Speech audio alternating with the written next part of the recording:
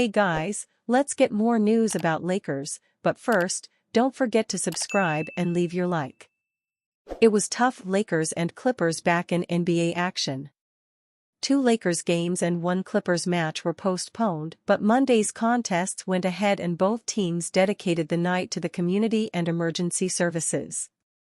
The Lakers lost 126-102 to the San Antonio Spurs, while the Clippers beat the Miami Heat 109-98. Fire crews in the Los Angeles area are still battling 2 large blazes, with fears of new outbreaks as a result of forecasted high winds.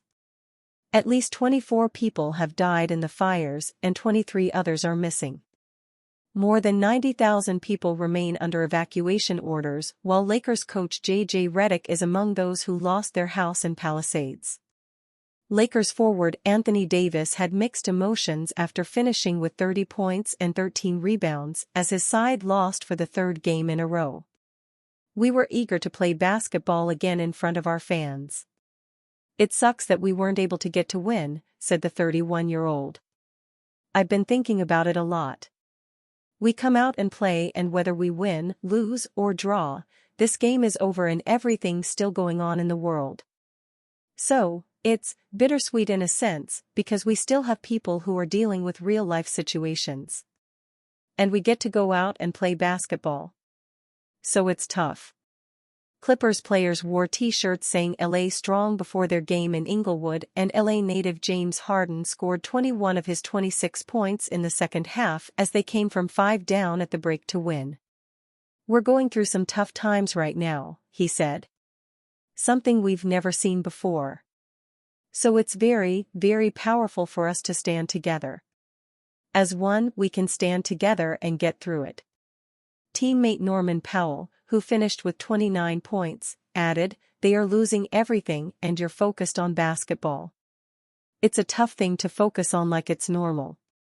You're in this city where there are tragedies and fires going on. But we've got a job at hand, they cleared us to play, so you've got to focus on that." Kawhi Leonard returned for the Clippers after missing Wednesday's game against Denver to return to Los Angeles, where his family live in one of the most affected areas, Pacific Palisades. The 33-year-old said he had tried to get the family in order, making sure that everybody is settled and everyone is safe. The Lakers are back to square one with latest losing streak. Things were going marvelously for the Lakers just 10 days ago. At that time, the team was coming off a comfortable win versus the Atlanta Hawks, their 2nd victory in a row and their 7th win in 9 games. Since then, the Lakers have been an inferior version of themselves. They lost 2 games on the road in Texas, and after 6 days between games due to wildfires that devastated many parts of Los Angeles County, the Lakers returned to play on Monday and lost to a beatable San Antonio Spurs team 126-102. This matchup was anything but normal.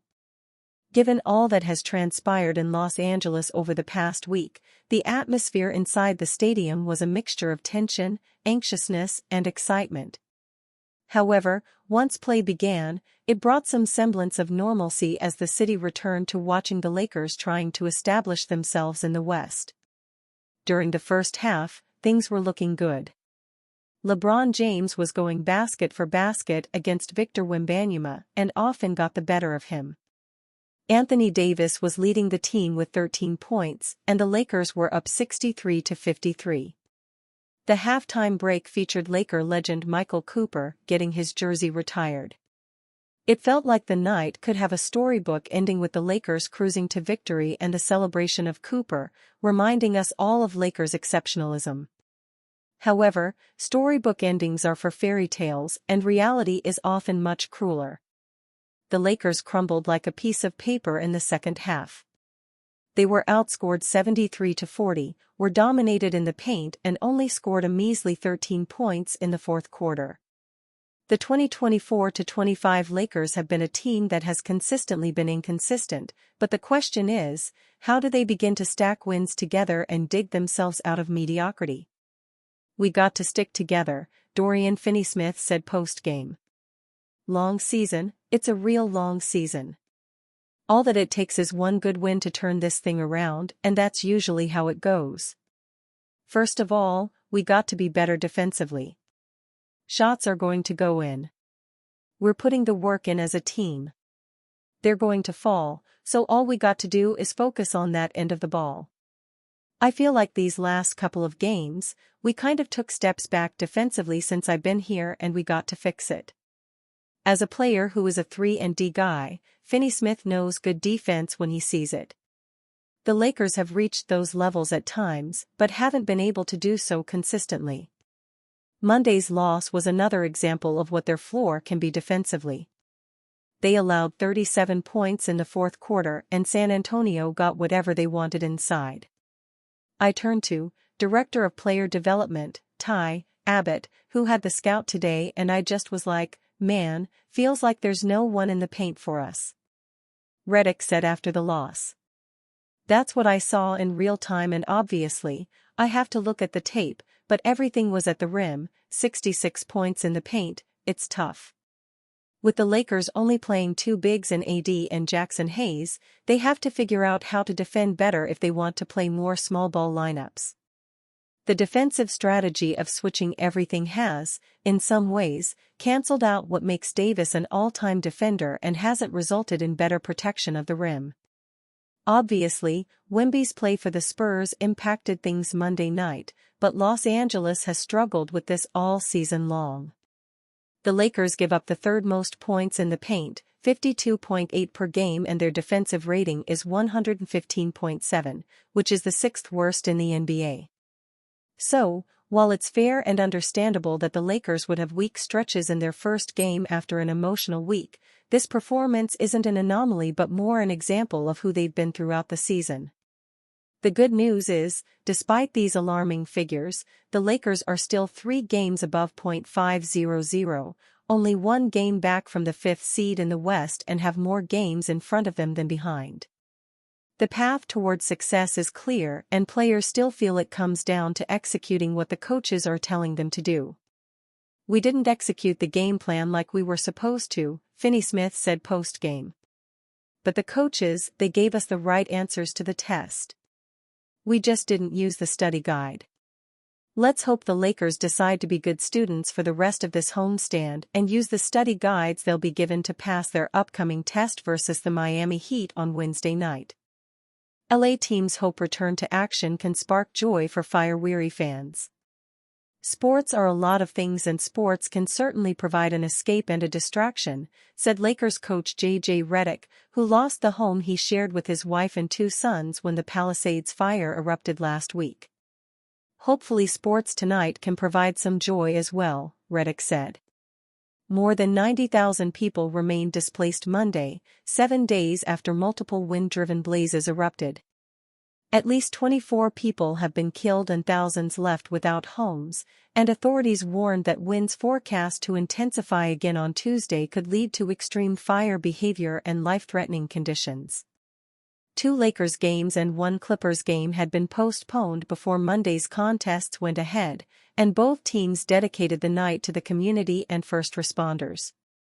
The Lakers fell to the San Antonio Spurs 126-102 at their Crypto.com arena in downtown LA, while the Clippers beat the Miami Heat 109-98 at the Intuit Dome in Inglewood, several miles south.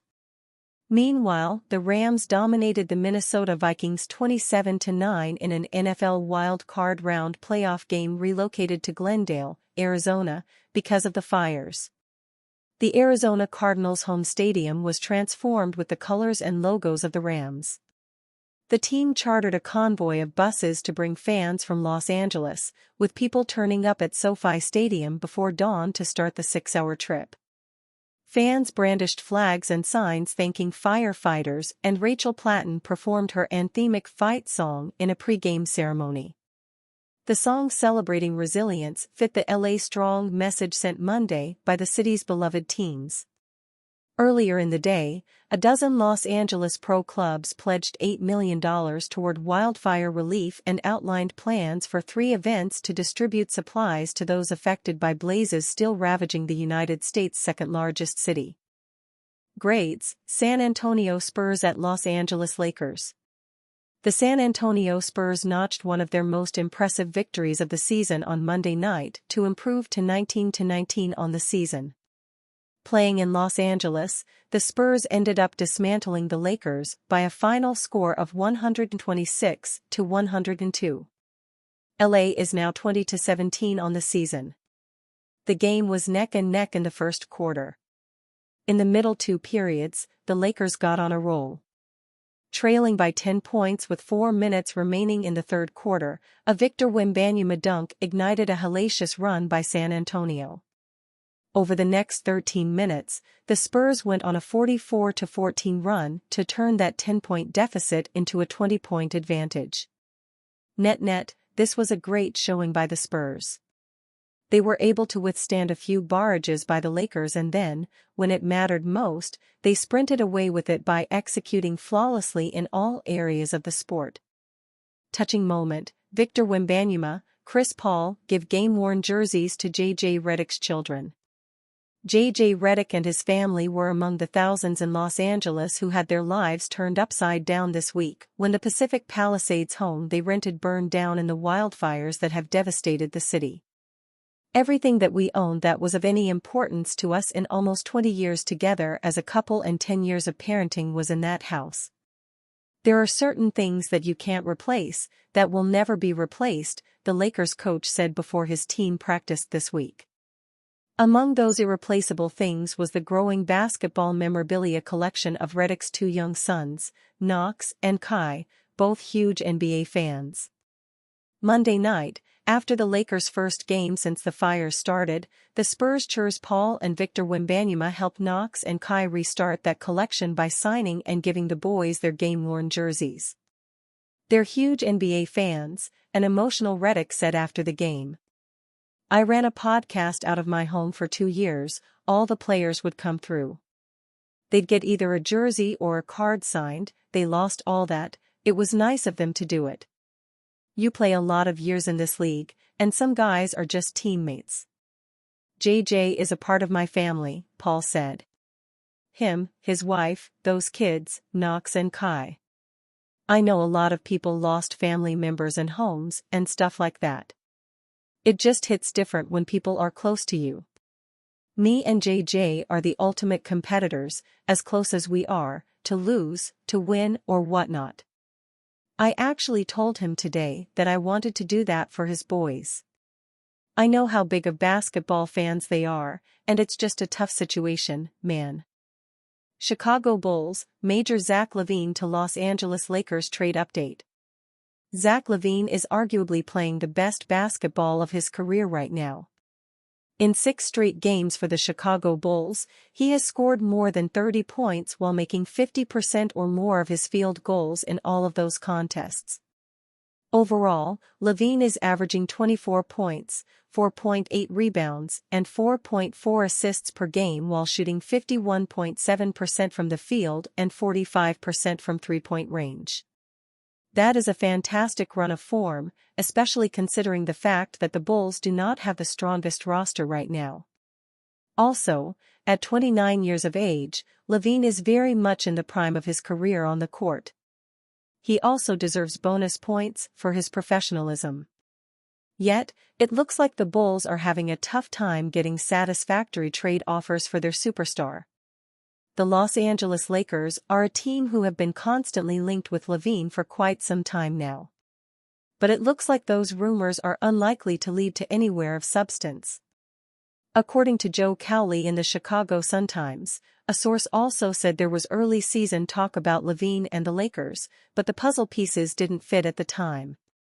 And with the Lakers recently trading guard D'Angelo Russell and his contract to the Nets for forward Dorian Finney-Smith, the puzzle has all but been thrown in the garbage.